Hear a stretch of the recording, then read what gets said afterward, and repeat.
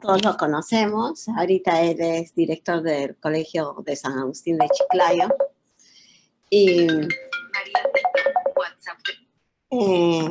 es director del Colegio de San Agustín de Chiclayo. Ha estado mucho tiempo en nuestra parroquia. Y bueno, todos lo conocemos. Es un sacerdote muy querido por todos nosotros.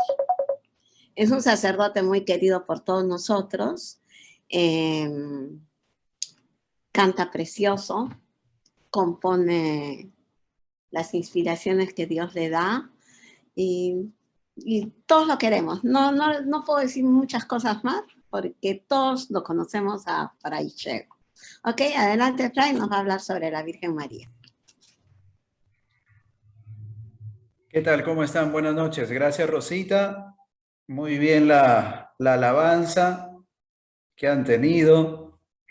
Se han despertado una vez más los dones. Eso es importante para la vida.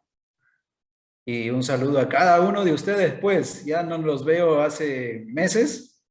Espero que estén bien, en verdad, y en este contexto, especialmente en este año, yo le pido al Señor salud. Más que dinero, más que trabajo, más que otras cosas, creo que especialmente nos aunamos para pedirle al Señor salud, ¿verdad?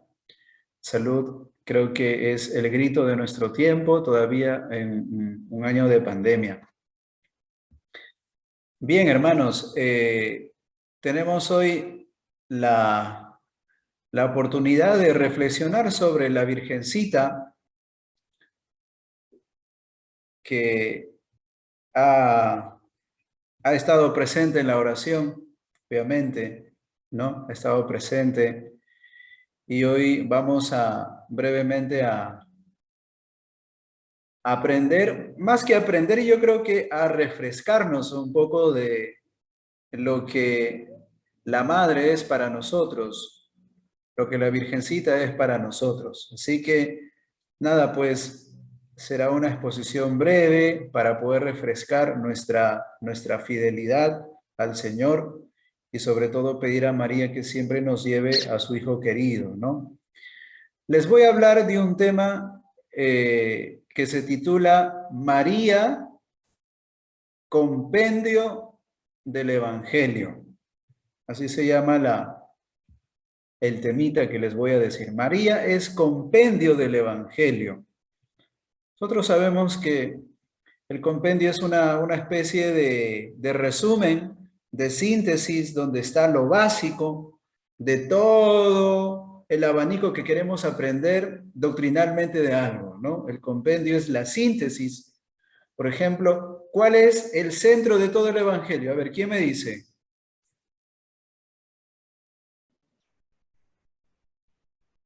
El centro del Evangelio, ¿cuál es? De los 4 Evangelios. Pienso que debe ser Cristo, la muerte y resurrección de nuestro Señor Jesucristo. Ya. Invitarlo ahorita, nuestro Padre Chego. Muy bien. ¿Qué tal? ¿Ha ido médico por ahí? Por ahí están que le soplan, están preguntando a ver si sabe alguien del compendio del Evangelio. Es Jesús. Ay. Bien, obviamente es el Señor Jesús, ¿no? El compendio del Evangelio, pero en cuanto a las partes, por decirlo así, dentro de todo el Evangelio, el centro se sintetiza en el Sermón de la Montaña, capítulos 5 al 7 de San Mateo. Y dentro de ese sermón, si yo les hago una pregunta, ¿cuál es el compendio de ese sermón? Pues las bienaventuranzas, por ejemplo, que son 8, ¿no? Y si seguimos sintetizando las bienaventuranzas, San Agustín dice que el Evangelio en una sola palabra es el amor, ¿no? El amor. Así que la síntesis, Dios es amor, obviamente, por ahí ha mencionado el Señor Jesús. La síntesis de todo el Evangelio, si quisiéramos sintetizarlo en una sola palabra, sería amor, ¿no? El amor, Dios es amor. San Juan nos dice que Dios es amor, ¿no? Bien, de la misma forma, pues, decimos de María. María es compendio del Evangelio, dado que el Antiguo y Nuevo Testamento, en primer lugar, en primer lugar, el Antiguo Testamento habla de María, habla de una mujer. En el protoevangelio, Génesis 3:15, ese es el protoevangelio. Protoevangelio quiere decir primer evangelio, ¿sí? El autor del Génesis dice en el capítulo 3:15 que una María no, sino la descendencia de una mujer pisará la cabeza del dragón, ¿verdad? Así habla el Génesis. La descendencia de una mujer te pisará la cabeza. Después de haber pecado a Adán, haberle echado la culpa a Eva y Eva la serpiente, Dios se va y le dice a la serpiente, por haber hecho esto, te vas a arrastrar y la descendencia de una mujer te aplastará. Bueno, protoevangelio, Antiguo Testamento. Ya desde ahí hay la presencia de una mujer madre que va a ser poderosa, porque se habla de su descendencia, alguien va a salir para pisar la cabeza del dragón, es decir, para, en otras palabras, salvar a la humanidad de esa trampa que le ha tendido al hombre, el pecado, ¿no? Satanás, el demonio. Entonces, Génesis 3:15, protoevangelio, presencia de una mujer cuya descendencia pisará la cabeza de la serpiente. Nuevo Testamento es el cumplimiento de este protoevangelio. También se hace de la realidad esta misma mujer del Génesis presente, pero se hace ya real, es decir, la madre del Señor. María, en este sentido, se entiende que es madre de Jesús, está comprobado históricamente, pero es compendio del Evangelio justamente porque en ella se sintetiza esa realidad, esa promesa en el Antiguo Testamento. Y en el Nuevo, ella de alguna forma es la síntesis del Evangelio en cuanto al cumplimiento de las promesas. Depositaria de las promesas. En el seno de una mujer se ha hecho realidad todas las promesas del Antiguo Testamento. Es compendio del Evangelio ella. Hablar de María es hablar del Evangelio, ¿no? Bien. Siguiendo con esta reflexión, vamos a ubicarnos en esa personalidad de María, en sus rasgos, en sus cualidades, que siempre va a ser, pues, para nosotros un estímulo, su vida, refrescar, repasar esto, ¿no? En María admiramos muchas cosas. Era una mujer totalmente diferente de las mujeres de su tiempo. Eso es importante, ¿no? Por ejemplo, era una mujer que meditaba mucho en silencio. En una época donde a nosotros nos gusta hablar mucho, sobre todo las mujeres. Imagínense a cada una de ustedes guardando el silencio de María. Ya quisiéramos ser todos así, ¿no? María era una mujer que meditaba mucho. Y en varios escenarios del Evangelio lo vemos así, una mujer que medita la palabra de Dios. Creo que ella ha entendido la mejor parte del Evangelio. Dice Jesús cuando va a enterrar a Lázaro, a su amigo, bueno, a enterrarlo no, sino a desenterrarlo, por decirlo así, a hacerlo revivir.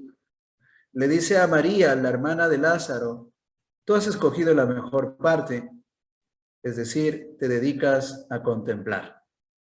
Imaginémosla un poco así a la Virgencita en Nazaret. Parte de estas pruebas como argumentos bíblicos la tenemos a ella en la etapa más dolorosa de su vida, que es acompañar a Jesús a la cruz, ¿no? Dice el Evangelio que María lo acompañaba muchas veces en silencio. María contemplaba muchas veces a su hijo adolorido, y esa contemplación, esa meditación le permitió estar siempre fuerte y de pie, dice San Juan, en el momento de la crucifixión. Frente a la cruz estaba María de pie. Ese estar de pie significa que era una mujer con fuerza. ¿Por qué? Porque se había llenado justamente de la contemplación de un misterio que era la palabra, los encuentros con Dios. Así que ser mujeres contemplativas, ser varones contemplativos, es como decir, carga tus baterías porque mañana más tarde, cuando se agrave la situación en la pandemia, tendrás tu aceite para que te sigas iluminando. Entonces María sabía eso. María fue profetizada por el profeta Simeón cuando le dijo, te va a traspasar una espada de doble filo. Y acuérdate, ¿no? Pues María, aparte de ser una mujer meditabunda, también tenía sabiduría, también tenía profecía. María entiende y presagia que Jesús va a morir. Por eso es que a ella la vemos siempre una mujer bastante recia en el camino de la cruz. Ella no se abstiene de llorar, no limita sus sentimientos, pero de por sí está la sabiduría y la fe que le acompañan, ¿no? Entonces, cuando a María le profetiza Simeón, te va a traspasar una espada de doble filo, María sabe que se tiene que preparar para ese momento. Imagina que te digan, de acá a 8 días tú te vas a crucificar, te van a crucificar, ¿qué vas a hacer? ¿La vas a pasar llorando todo el día? No, prepárate, abrázate al Señor, será tu fortaleza al final, ¿no? No puedes aferrarte a alguien más, puesto que entre seres humanos nosotros simplemente nos damos aliento, pero no nos animamos, pero no nos transmitimos la gracia, ¿no? Entonces, qué importante es que María haya conocido y haya entendido la profecía de Simeón para que se preparase. Entonces, la meditación y la contemplación de ser una mujer del silencio también es cargar baterías para esos momentos tan difíciles. Ahora estamos en una situación, en un contexto duro de la pandemia. ¿Cuántos de nosotros hemos estado preparados espiritualmente para una situación así? Yo te pregunto,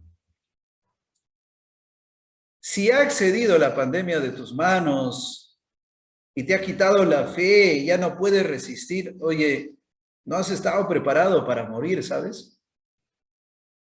No hemos estado preparados para entregar el corazón al Señor, la vida. La pandemia, pues Dios no nos ha quitado todavía la vida con la pandemia, todos los que estamos aquí, gracias, ¿no? Pero también será una ocasión de poder reforzar, gracias a estas circunstancias que las vivimos ahora, nuestra fidelidad, nuestra esperanza, nuestra confianza, ¿no? Pero mucha gente se ha ido hundiendo justamente espiritualmente en este contexto difícil.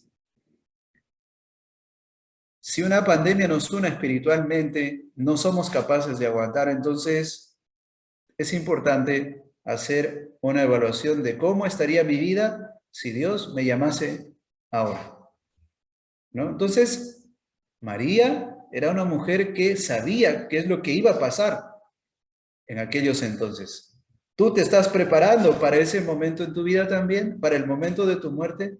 ¿Te estás preparando espiritualmente para que en algún momento quizá nos coja la fiebre, la tos, la gripe, o fuera de cualquier enfermedad, llegue alguna dificultad externa que Dios no permita, pero ¿estamos fuertes para enfrentar dificultades así? María meditaba. María era una mujer de la oración. Entonces, destacamos en la Virgencita, pues, este papel de la meditación, una mujer que contemplaba, una mujer que miraba en el silencio y se proyectaba para esos escenarios posteriores después de la profecía de Simeón, ¿no? Qué importante ser profetas de lo que en la vida vamos a vivir mañana más tarde, ¿no? María, en ese sentido, es una mujer de la escucha, porque en su tiempo de oración, de meditación, ha tenido que escuchar la voz de Dios, ¿no? María ha preparado su sentido, su corazón para estos momentos tan difíciles y tan duros, ¿no? María se ha dedicado en Nazaret más que a trabajar tantas cosas, pues si Jesús el Maestro le dice a Marta y María, Marta, Marta, vives tan preocupada por hacer cosas cuando una es importante. Yo creo que María, la madre de Jesús, tenía lo segundo. Se dedicaba hacia la casa, pero contemplaba, era una mujer de la palabra, ¿no? En ese sentido, cuán importante hace la oración, la contemplación, la meditación en nuestra vida. Nos prepara para los peores momentos. En María admiramos digamos, este estado suyo, esta gracia especial, ¿no? Sabemos por los datos del Evangelio que fue virgen, dice San Agustín que fue virgen, y este es un segundo elemento aparte de la meditación. La virginidad de María significa no solamente una mujer sin pecado, ojo, que de por sí ya lo entendemos en María, Madre de Dios, ¿no? No solamente una virginidad física, ¿no? Sino también una virginidad en su relación con el Padre.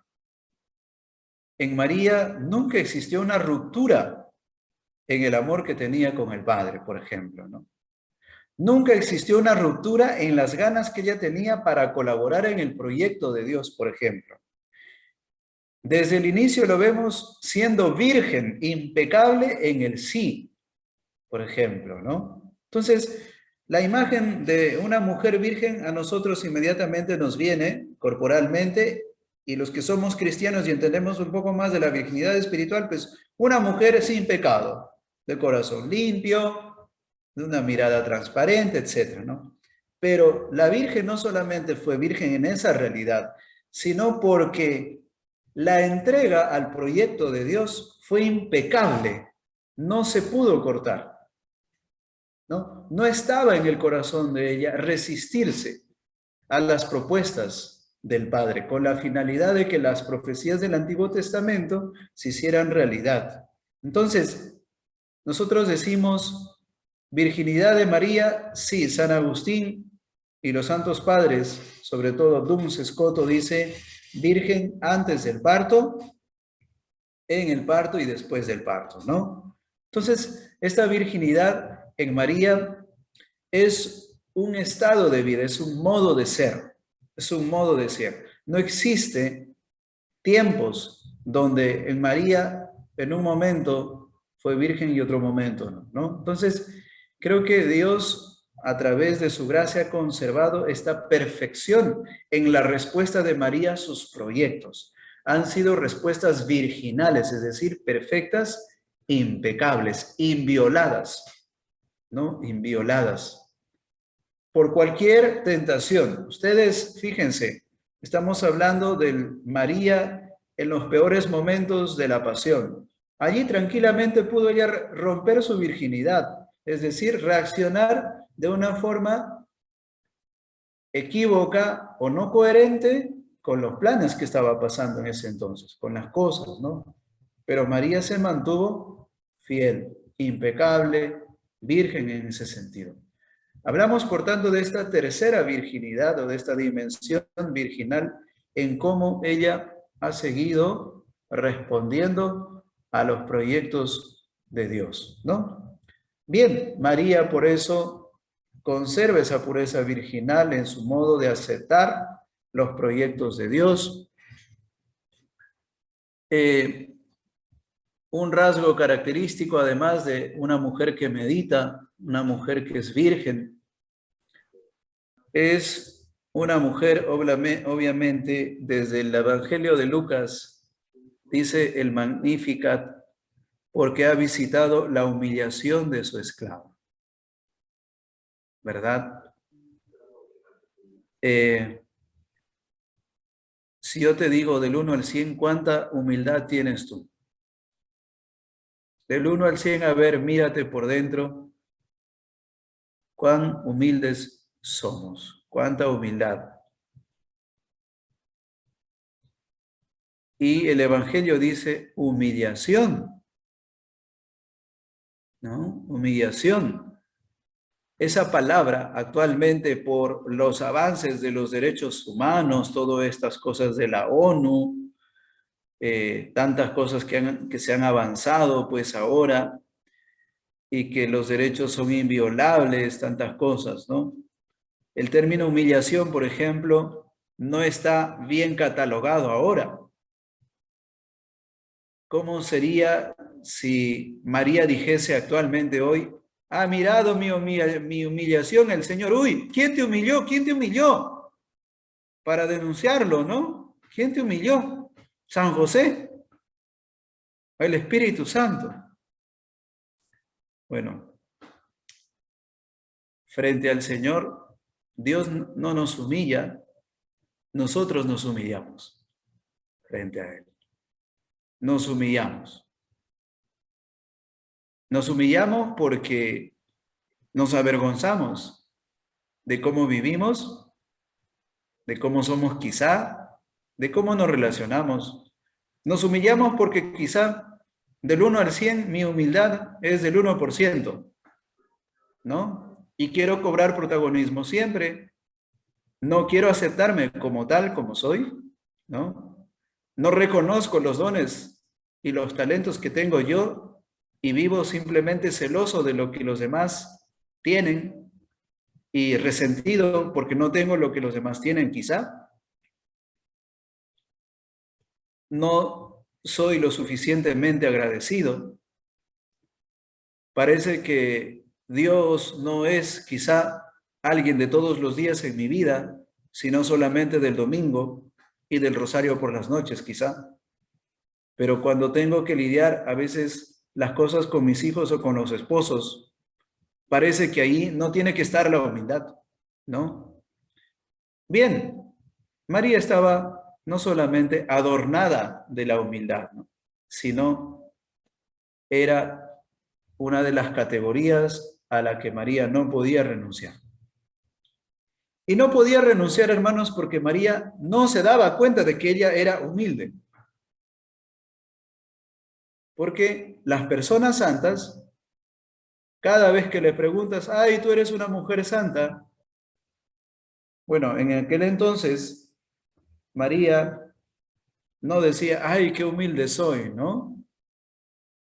Soy la madre de Jesús y pucha, no. Entonces, María no se daba cuenta porque en ella la vida de gracia era perfecta. A ella no le hacía falta, digamos, ella no tenía límites en la gracia del Señor. ¿Qué significa esto? A María no le hacía falta ser humilde. A María no le hacía falta sabiduría. A María no le hacía falta fe. Cuando nosotros detectamos una falta en nuestra vida, es porque estamos sometidos a la temporalidad y vivimos las cosas según el tiempo, ¿no? Pero María no estaba pensando simplemente en el tiempo, estaba pensando en la eternidad. Entonces, cuando en el Magnífica se canta María porque ha mirado la humillación de su esclava, primero hay que mirar, hermanos, que la humillación no tiene que ver con un contexto específico donde antes pues las mujeres eran humilladas o como la sociedad ahora lo mira, ¿no? La humillación implica una actitud madura, una actitud de santidad incluso, una actitud sabia frente a la grandeza de Dios, de parte de nosotros que somos tan pobres y tan pequeños. Dios ha mirado mi humillación, cómo me ha humillado el pecado, cómo me humilla mi propia humanidad. Y ante Él yo me humillo. No solamente quiero ser humilde, sino me humillo. La humillación frente a Dios es signo de salvación, es signo de paz hacia el cielo, es requisito para ser santos, ¿no? Es, digamos, una prerrogativa también que quizá Dios la puso en la madre, pero por ende también lo ha puesto a la iglesia, porque nosotros los cristianos estamos llamados a recorrer el camino de María. En ese sentido, María es una mujer que se humilla, no solamente es la mujer humilde, que se humilla, pero Fray, María no tuvo pecado, ¿cómo se va a humillar? Bueno, María hace las veces de Israel en el Nuevo Testamento. Hace las veces de un pueblo pecador. Cuando María se ha humillado es porque ha sentido lo que somos nosotros. Ojo. Al igual que Jesucristo, cuando toma nuestra carne, experimenta cuál es el dolor que provoca el pecado en el corazón del hombre. Por poco llora Jesús, viéndonos sufrir. Como cuando tú te peleas con alguien y no eres capaz de entrar en el corazón de la otra persona, pero en el momento en que entras vas a decir, uy, pucha, creo que mi desliz es ilimitado, me extrapolé, veo que la otra persona no es equilibrada, he estado peleándome con alguien que no tiene al 100% la capacidad madura, no se da cuenta, entonces, fuera de lo que pelearse de por sí no está bien, ¿no? Pero muchas veces esa capacidad de entrar al corazón del otro, nosotros no la tenemos muy desarrollada, ¿no? Bendito sea Dios si somos capaces en un conflicto de entrar en lo que la otra persona siente, ¿no? Pero María se humilló no porque ella tuviese pecado, no porque ella tuviese una deuda ante el Señor, sino porque también entró en tu corazón, en mi corazón, en la forma como un ser humano en su pecado se siente, se experimenta y llora, ¿no? En el cántico de el Magnificat, pues María habla de esa humillación, porque ha mirado la humillación de su esclava, ha mirado la historia de su pueblo, ha mirado la infidelidad de su pueblo. Yo soy embajadora de ese pueblo, yo salgo de ese pueblo. Los habitantes de este pueblo son mis hermanos, conmigo formamos uno solo. Y Dios se ha apiadado, Dios ha mirado mi humillación, Dios ha mirado mi pobreza. ¿Por qué ha mirado mi pobreza? Porque de Israel está provocando salir un Mesías, ¿no? De Belén, en Nazaret. Ha mirado mi humillación. Pese a la infidelidad de este pueblo, Dios se ha dignado sacar de allí, de esa pobreza, un Mesías, un Salvador. Ha mirado nuestra humillación, por decirlo así, mi humillación. Bien, por eso es que Israel se verá siempre liberado y protegido en la figura de María también, ¿no? María, esa mujer humilde, no solamente humilde, sino que se humilla ante el Señor. Una mujer que medita, una mujer que es virgen, ¿no? Y María, con esto ya vamos cerrando,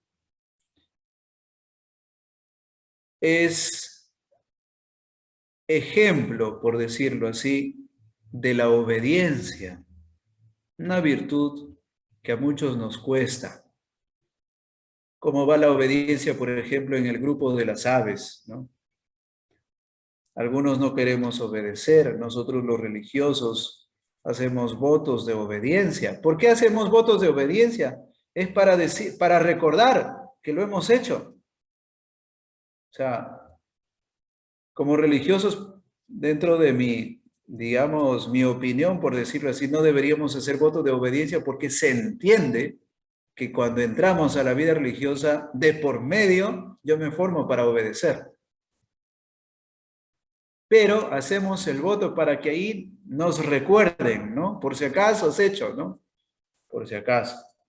El voto en nosotros los religiosos es una promesa deliberada, es decir, yo mismo decido hacer mis votos. Yo, nadie me presiona, nadie me dice. Así que si yo quebranto el voto es mi responsabilidad, es mi rollo y lo tengo que solucionar con el Señor, ¿no? No son votos obligados, sino no serían deliberados. Pues en María, recordemos también que el tema de la obediencia es un consejo evangélico en los fieles cristianos, o sea, en ustedes. Yo soy religioso, pero ustedes son fieles cristianos que tienen que vivir el consejo evangélico de la obediencia, que es distinto al voto. Ustedes no han hecho voto de obediencia, pero tienen el consejo evangélico de parte del Señor Jesús. ¿Para obedecer a qué? A la palabra de Dios. Yo obedezco a mi superior, ¿no? Para obedecer a los mandatos de Dios ustedes, ¿no? Para obedecer a la iglesia, por ejemplo, ¿no? Y a algunos no nos gusta obedecer a la iglesia. En ese sentido, pues, es importante destacar esta virtud en la Virgen. Además de ser una mujer de meditación, la oración le preparó para la pasión. Además de ser virgen, no solamente física y espiritual, sino en su manera de cooperar al plan de Dios. Además de ser una mujer no solamente humilde, sino que se humilló, pues también es una mujer obediente. Obediente. La obediencia es una virtud. Obediencia viene de un vocablo en latín llamado obdire, ¿no? Algo así. Y es, digamos, etimológicamente, ponerse delante de, ¿no? Ponerse delante de. Obdire es escuchar, obedecer, ponerse a disposición de, ¿no? Entonces, en ese sentido, pues en María, esta virtud como tal de la obediencia se volvió plena en su vida para que en ella se realizara, obviamente, el desarrollo, por decirlo así, del plan de Dios. Se hiciera realidad, se hiciera vida, ¿no? En ese sentido, la obediencia, lo que hace en ella es permitir la encarnación, ¿no? Porque supo escuchar. Supo escuchar. La escucha, el saber escuchar tiene que ver mucho con la obediencia. Quien no escucha, pues no obedece, ¿no? Va a ser más difícil. Quien no escucha. María, en este sentido, tiene la prerrogativa de hacer las veces del pueblo de Israel, como les decía, también como un pueblo que escucha y no escucha. Que no es que María no escuchase la propuesta del ángel para ser mamá, sino que María se dispone a que en ella se puede encarnar el Verbo, el Hijo de Dios, por una virtud que lo hace ser posible esa encarnación en su seno, ¿no? Si María no fuese virgen, si María no hubiese sido una mujer que se humillaba esta obediencia como virtud sería difícil porque las virtudes siempre en las personas están unidas. No podemos hablar de obediencia, por ejemplo, en una persona que no tiene fe, porque la fe te lleva necesariamente a obedecer si crees. No puedo decir que una persona es obediente si, por ejemplo, no es una mujer que reza o un varón que reza, ¿no? Dado que la obediencia tiene que ver con la escucha, ¿no? No puede ser una persona obediente si realmente no sabe escuchar a la otra persona, por ejemplo, ¿no? Por muy menor o no tenga una autoridad sobre ella, ¿no? Por ejemplo, ¿no? Entonces, el tema de la obediencia pasa por saber escuchar. La Virgencita es una mujer de la escucha, es decir, sabe obedecer. Obdire es ponerse delante de escuchar, saber escuchar. Y la escucha, hermanos, es también un arte. Repetirles seguramente que en algún momento han escuchado también ustedes escuchar es diverso a oír, ¿no? La escucha es ponerse a disposición de, por eso tiene que ver con obediencia, ¿no? La escucha es ser dócil, la escucha es colaboración, es cooperación. Yo coopero con el plan de Dios, sé escuchar. La escucha es no poner resistencia a los proyectos, por ejemplo, de la otra persona o de las propuestas, ¿no?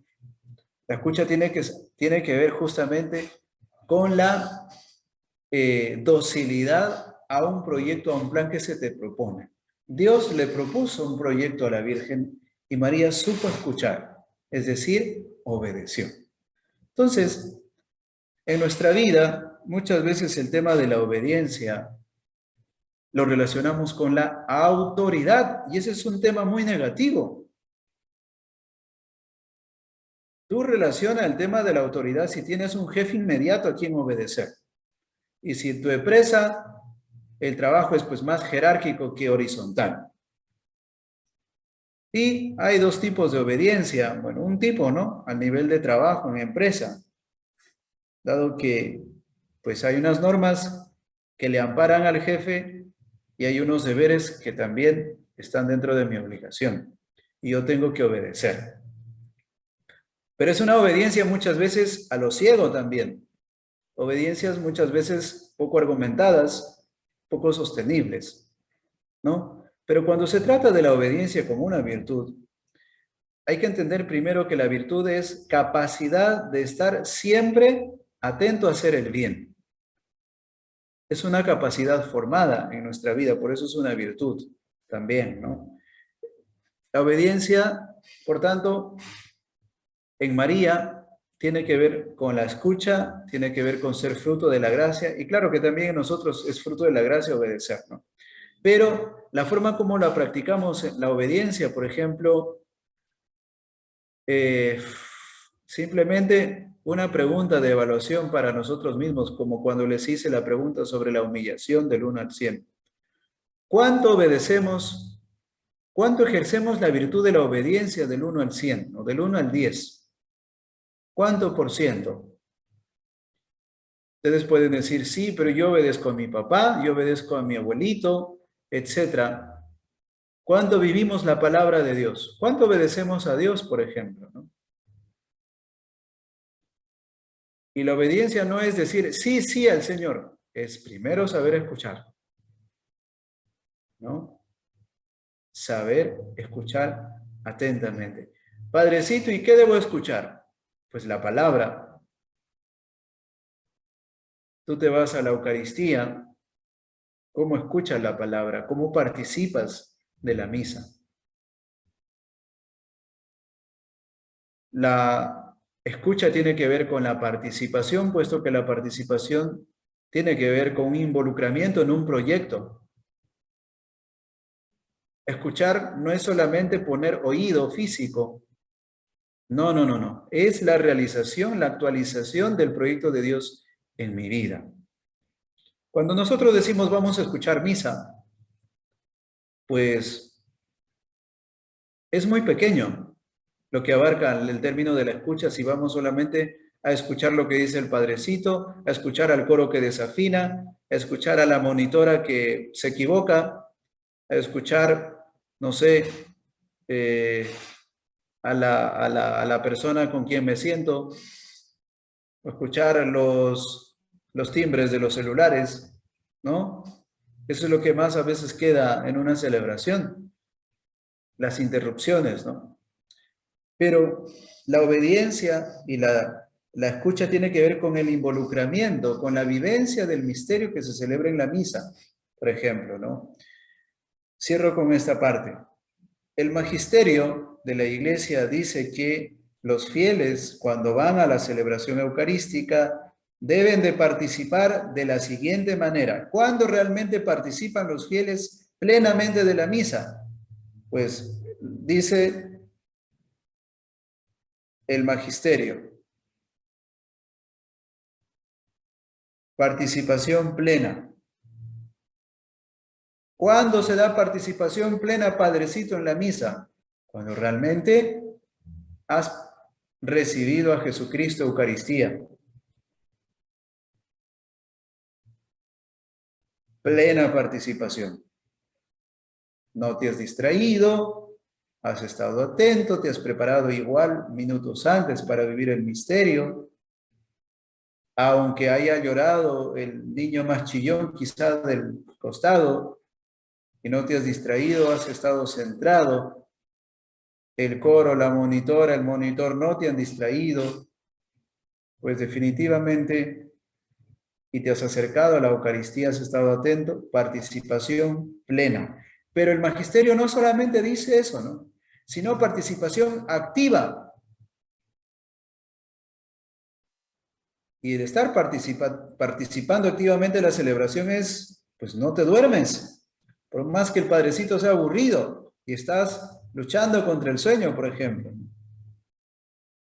Y que en vez de escuchar el sermón del padrecito de 70, 80 años, prefieres estar respondiendo el WhatsApp, ¿no? O estar leyendo el Evangelio, rezando tu rosario. No, la celebración eucarística tiene una dignidad incomparable a cualquier cosa que estés haciendo en la misa, aunque estés rezando 10 rosarios, ¿no? Entonces, participación activa, es decir, siéntate cuando te debes de sentar. Eso está normado en las prenotandas o en las rúbricas de los textos, de los rituales. Aquí la gente debe estar de pie. Aquí la gente debe de ponerse de rodillas. Aquí la gente debe de guardar silencio. Aquí la gente debe de sentarse. O sea, son rúbricas que sí, en los rituales se tienen que respetar. Y a veces los fieles esto no saben, ¿no? Porque, claro, no se les ha enseñado y es un problema de nosotros los pastores. Poco enseñamos de liturgia al pueblo, ¿no?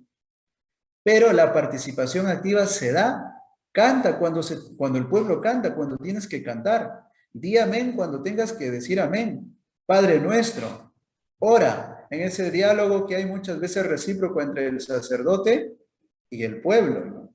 Participación activa. Estás activado, ¿no? Y en tercer lugar dice el magisterio de una participación consciente. Ese término. Participación plena, activa y consciente.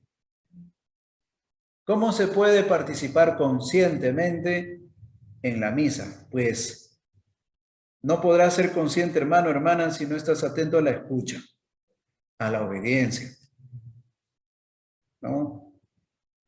Si no sabemos poner de nuestra parte para vivir el sacrificio y el misterio que se va a una vez más rememorar en ese altar bendito.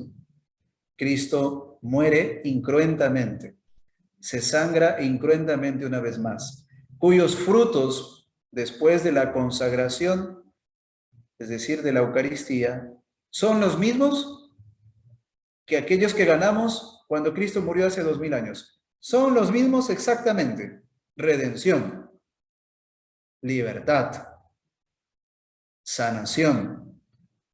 El velo del templo se rasga, el demonio pierde, los pecados se perdonan, Eso es lo mismo. Pasa lo mismo. Son los mismos efectos. Solo que es incruento. De lo contrario, no sería memorial y actualización del misterio. Entonces, plena y conscientemente del misterio es que sepas qué pasa ahí, ¿no? Entonces, fíjense cómo el magisterio de la Iglesia tiene su lógica al enseñarnos cómo debemos de vivir el misterio de la Eucaristía. Hermanos, si no hay una escucha como de la Virgencita, si no hay una obediencia, recuerden que no solamente escuchar con los oídos, es obedecer. ¿Cómo está nuestra obediencia en relación al misterio? ¿Qué problemas, qué dificultades me permiten obedecer al misterio eucarístico que se celebra? Quizá eres una persona impuntual, por ejemplo, ya eso malogra el poder saber escuchar, ¿no? Quizá pones múltiples excusas hasta el momento en que puedes celebrar tu misa o tu Eucaristía, ¿no? Es importante también mirar cómo se entrecruzan distintos factores para vivir mi Eucaristía con obediencia, ¿no? La Virgen no solamente escuchó, sino obedeció. La obediencia tiene que ver con poner en práctica el proyecto que escucho en mi vida. El proyecto de Dios en nuestra vida es un proyecto de amor, es un proyecto celebrativo, un proyecto de culto, un proyecto pues que implica fidelidad, constancia de parte de nosotros y eso se llama compromiso. Bien, hasta aquí creo que la Virgen nos ha iluminado la vida a través de su meditación continua como una carga de aceite para los peores momentos de la vida. La virginidad de María aplicado al perfecto cumplimiento del plan de Dios, más allá de lo físico y lo espiritual también. La humillación de María, más allá del ser humilde, porque asimiló lo que el pueblo cargaba en aquel entonces, no porque haya pecado y se tenga que humillar. Y la obediencia como una disposición plena siempre a saber escuchar y a saber realizar el proyecto de Dios en su vida. Bien, hasta aquí cerramos. No sé si hay alguna pregunta. Quería hacer una consulta, Padre Chevo, ¿sí? Mi nombre es Amalia Guerrero. Quería consultar, nosotras como mujeres en este contexto actual, ¿cómo podemos seguir el modelo por excelencia de la Virgen María como mujer contemplativa?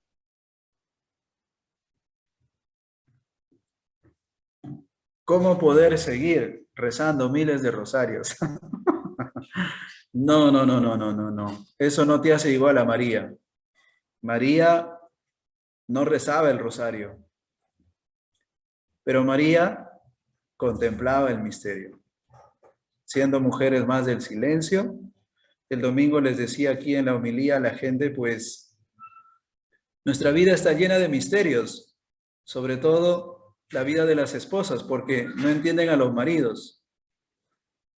Y los maridos son misterios, ¿no? ¿Quién te entiende, no? Y los maridos también están llenos de misterios para las esposas. ¿Quién les entiende? ¿No? Bueno, hablando del bautismo, ¿quién entiende el bautismo? ¿Por qué Jesús se tuvo que hacer bautizar? ¿No? ¿Por qué Jesús se encarnó? ¿Por qué María tuvo que ser madre a los 14, 15 años, ¿no? Es decir, los misterios no están hechos para ser entendidos y explicados. Están hechos para ser contemplados. La vida de María es misteriosa. No es misteriosa porque, ay, ¿qué pasará? ¿Qué pasará? Pues el Evangelio describe qué es lo que pasaba en María. No, sino es misteriosa porque María se dedica a contemplar los misterios de Dios, de la presencia de Dios en su vida. Entonces, vayamos un poco más en la oración silenciosa, por ejemplo, respondiendo a tu pregunta. Oración meditativa, oración silenciosa. hagan su plan, un poquito de oración personal y póngale un poquito más de tiempo al silencio en su oración, ¿no? Giman delante de Jesús. Lloren delante de Jesús. Giman, anhelen, es decir, permitan que su corazón se inflame, más allá que los sentidos, más allá que sentir, hay en el corazón una convicción por Dios. Dios está aquí, me abraza, es una verdad, yo lo anhelo, lo quiero. Porque muchas veces le floreamos al Señor, le podemos decir tantas cosas, pero a la hora de la hora te pide algo y no eres obediente, ¿no? Pasa así. Entonces, sucede con muchas cosas, Señor, ya yo me comprometo, me comprometo. Luego te pide el párroco servir, pues no sé, recolectando algo, que vengas una mañanita a barrer el templo. Y ahí está, pues, le prometiste a Dios eso. Ah, pero le prometí a Dios algo, pero al párroco no. A veces, fíjate, hay muchas historias muy bonitas que nos iluminan cuando tantas veces le pedimos a Dios cosas, pero no sabemos interpretar en qué momento Él nos la da lo que le pedimos. Por ejemplo, ¿no? Y eso pasa muchas veces. ¿Por qué? Porque a Dios queremos encasillarlo en nuestra forma de entenderlo. No. Nosotros tenemos que encasillarnos en la mente de Dios y no Él en nosotros. ¿Ok? Eso es importante. Entonces, respecto a tu pregunta, Amalia, ser mujeres más contemplativas, misteriosas en el silencio de contemplar los misterios, ¿sí?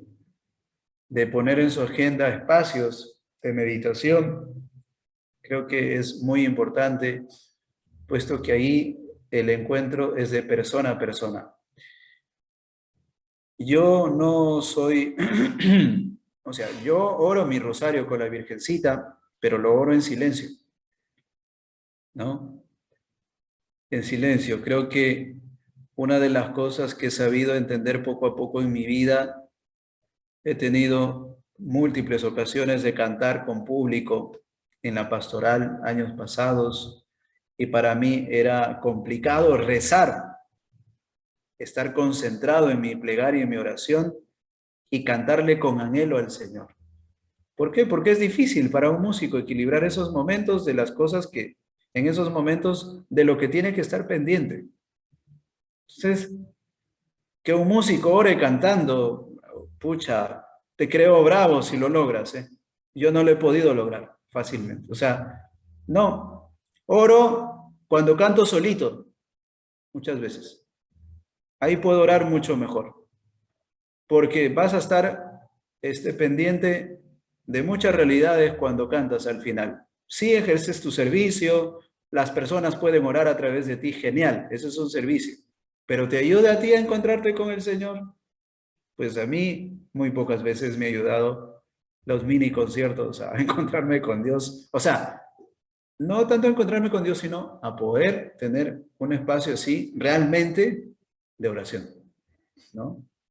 Es difícil. Y ya pues creo que con esto cerramos. Gracias, Padre. Muy bien, Muy amable. muchas gracias por la Gracias, invitación. Espero verlos por ahí el día que vaya. Parece que por febrero, voy por ahí unos días, la primera semana. Algunos, pues, no, otros son extranjeros ahora. Nos hablan desde las altas, no sé, desde alta mar. Listo, hermanos, gusto de verlos. A los miembros de las aves, gente nueva también, y recordarlos con mucho cariño. Ya oren por mí, yo los pongo en la plegaria siempre. El consuelo está siempre en mi corazón, y el consuelo no es un edificio, simplemente es la gente. Son ustedes, ¿ya? Fray, la misa de Gracias, exposición. Padre. Gracias, Fray. Muchísimas gracias. ¿Ah? Gracias, Padre. Gracias, Padre. Gracias, Padre. Fray. Padre. Gracias, Una canción, Fray. Sí. Gracias, Padre. Una canción. Una canción, Pero saque su guitarra, pues. Pues no la Ahí tengo hay que acá. llegar. Ave No, María. no. O si no, alguien de la Virgen también. Un corito nomás, pues, ¿no? Para cerrar a modo de oración. A ver. El Magnífica. Vamos a, ¿Azul?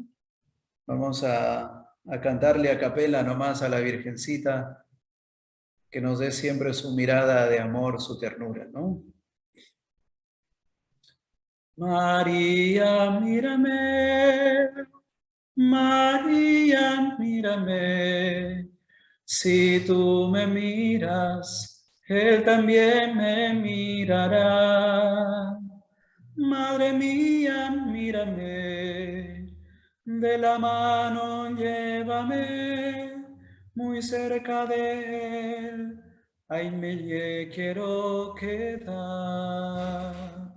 María, mírame, María, mírame, si tú me miras, Él también me mirará.